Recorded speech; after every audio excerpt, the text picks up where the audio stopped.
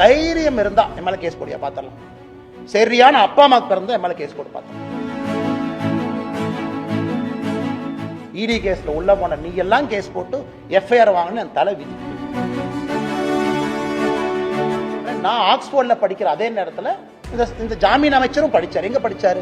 புலால் சிறையில கம்பி என்றதை படிச்சார். அதனால ஃபெயிலான ஸ்டூடெண்ட் பாஸ் ஆன ஸ்டூடெண்ட் பார்த்து பொறாமப்படுறது நம்ம ஊர்ல சகஜம் தானா?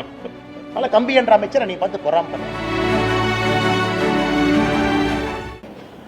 இந்த மின் கொள்முதல் சம்பந்தமா ஏற்கனவே அறிக்கை கொடுத்தாச்சு. அதிமுக போடணும் அப்படின்னு சொல்லி சொன்னதுக்கு அப்புறமும் பாஜகவை சேர்ந்த ஒருத்தர் அந்த மின் கொள்முதல் சம்பந்தமா கருத்து தெரிவிச்சிருக்காரு.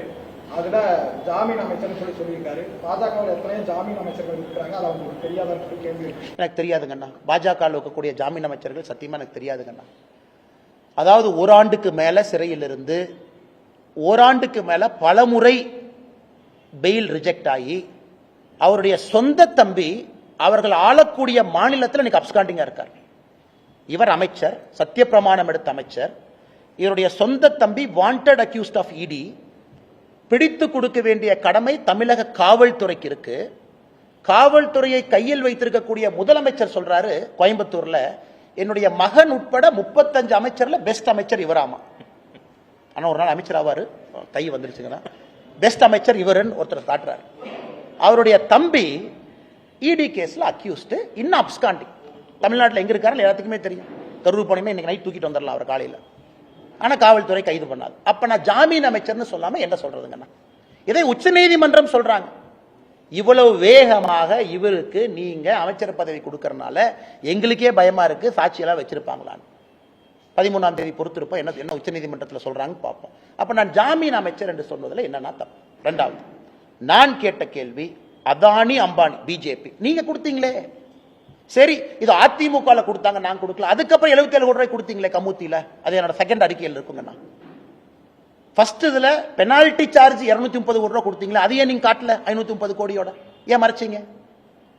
ரெண்டாவது இதுல இப்ப ஜெனரேட் பண்ண நீங்க ஆட்சிக்கு வந்ததுக்கு அப்புறம் ஜெனரேட் பண்ணதுல அதானிக்கு 77 கோடி ரூபாய் கொடுத்தீங்களே, அதுவும் செகண்ட் அறிக்கையில டாக்குமெண்டோட அதானியினுடைய ரிப்போர்ட்ல இருந்து அந்த பேராவை காப்பி பண்ணி ஆங்கிலத்தில் பேஸ்ட் பண்ணிருக்காங்கண்ணா. இதுல உருட்டல் மிரட்டல் எம்எல்ஏ அறிக்கை கொடுத்ததுக்கு எம்எல்ஏ கேஸ் போடுவாங்களாமா. யோ நீ எல்லாம் என் மேல கேஸ் போட்டு இடி கேஸ்ல உள்ள போன நீ எல்லாம் கேஸ் போட்டு எஃப்ஐஆர் வாங்கின என் தலை விதி இல்லைங்களா? 1 வருஷம் ஜெயில கம்பி என்ன. இதுல ஆக்ஸ்போர்ட் பல்கலைக்கு போய் படிச்சார் என்னை பத்தி. நான் தனியா ஆக்ஸ்போர்ட்ல படிக்கிறேன் எப்ப சொன்னேன் நானு? ஆக்ஸ்போர்ட்ல தனியா இருக்காச்சு கிளாஸ் எடுப்பாங்களானே? ஆக்ஸ்போர்ட்ல ஒரு குரூப்ல போறேன். அது கூட போன 11 பேர் ரகசியம் எனக்கு தெரியும். வெப்சைட் போய் டைப் பண்ணிங்க, போன அன்னைக்கே வெப்சைட்ல போட்டிருக்கான், ஷெவ்னிங் குருக்கள் வெப்சைட்ல யார் 11 பேர் எல்லாம் இருக்கு, போட்டோ இருக்கு, எஃப்சிடிஓ ஆபீஸ் போங்க எல்லாம் போட்டிருக்கான். இது ஒரு விஞ்ஞானமா? இதுக்கு ஒரு அமைச்சர் வேணுமா? அதனாலதான் நான் சொல்றேன், நான் ஆக்ஸ்போர்ட்ல படிக்கிற அதே நேரத்தில் இந்த ஜாமீன் அமைச்சரும் படிச்சார். எங்க படிச்சாரு?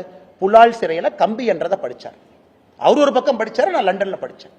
அதனால ஃபெயிலான ஸ்டூடெண்ட் பாஸ் ஆன ஸ்டூடெண்ட் பார்த்து பொறாமப்படுறது நம்ம ஊர்ல சகஜம் தானா? அதனால கம்பி என்ற அமைச்சர் நீ பார்த்து பொறாமப்படுறாரு. கேட்ட கேள்விக்கு பதில் வரும். அதானி கொடுத்தியா இல்லையா? கொடுத்த ஒத்துக்க. இல்ல ஆட்சிக்கு வந்ததுக்கு அப்புறம் 77 கோடி ரூபாய் கமுதி ப்ராஜெக்ட் கொடுத்தியா இல்லையா? கொடுத்த ஒத்துக்க. அதை விட்டுட்டு சுத்தி இந்த வளைக்கிற வேலை என்கிட்ட விட்டுறணும். இந்த ஜாமீன் அமைச்சர் என் மேல கேஸ் போடு. தைரியம் இருந்தா என் மேல கேஸ் போடியா பாத்திரலாம். சரியான அப்பா அம்மாக்கு பிறந்தா என் மேல கேஸ் போட்டு பாத்திரலாம். நான் தெளிவா கேட்கிறேன், தமிழ்நாடு அரசியல்ல ஒரு மாற்றத்தை பார்க்கணும். ஜெயிலில் இருக்கிற அமைச்சர் சொல்ற அளவுக்கு அரசியல் அந்த அளவுக்கு மோசமாயிருச்சா? சரியான ஆள் அந்த போடியா பாத்திரலாம். நீ போடு கேட்க, நான் பாத்திரேன். நீ எங்க கூட்டிட்டு போவேன்னு பாத்திர, கூட்டிட்டு போடு. போலீஸ் உங்க கையில் இருக்கு, போடு. முதலமைச்சர் உனக்கு தான் நெருங்கிய நண்பர், நீ தான் ஒரு பையன் மாதிரின்னு சொல்றிய. மகனை விட முக்கியமான அமைச்சர் போய் சொல்லு, காலில் விழுகு. ஆனா டிஜிபி சொல்லி மேல கேஸ் உள்ளவே பார்த்தலாம். நாயத்தை பேசினா அந்த ஊர்ல மிரட்டல். கேட்டா அமைச்சர் பதவி, கேட்டா அமைச்சர் பதவி. நாயத்தை பேசினா மிரட்டல். அதனாலதான் அந்த அறிக்கை ஸ்ட்ராங்கா கொடுத்துறான். நான் மரியாதை கொடுக்கக்கூடிய ஆள்.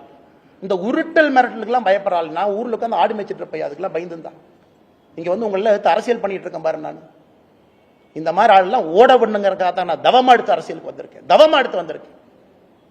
நீங்க அப்படியே மிரட்டி உருட்டி அப்படியே மிரட்டி பார்த்துருவீங்க.